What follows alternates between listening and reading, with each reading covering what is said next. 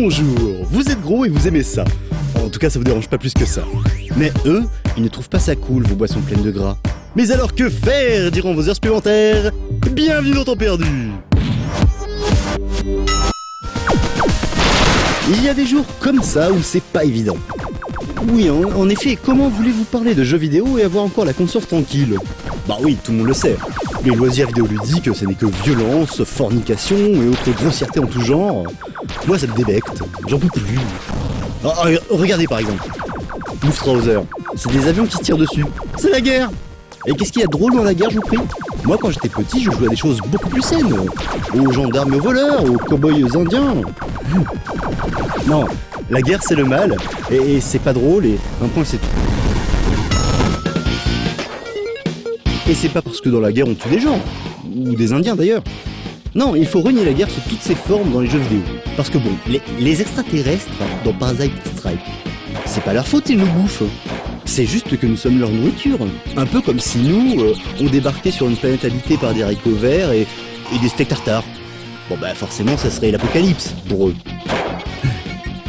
Donc, doit-on véritablement prendre plaisir à massacrer de pauvres aliens qui se défendent, mais bon, sous prétexte qu'ils sont pas humains?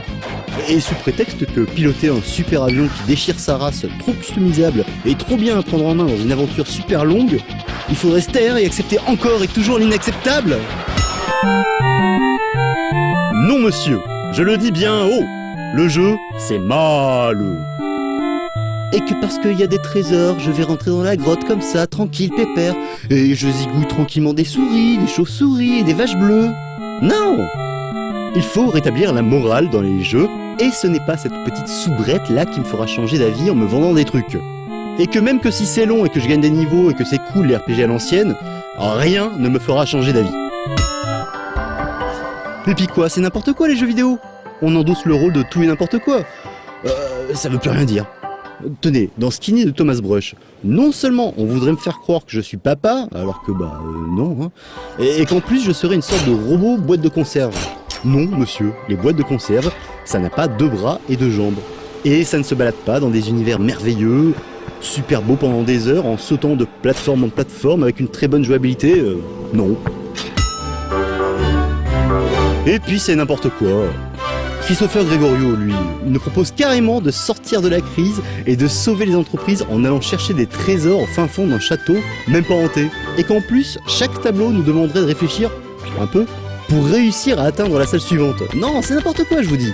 Et que ce soit long, bien foutu, super fun, ne change rien à l'affaire. Alors bon, peut-être que oui, ça permet de s'échapper un petit peu de la réalité, de se reposer un peu les neurones et les nerfs, oui, peut-être. Et puis on y passe du temps dans les jeux vidéo.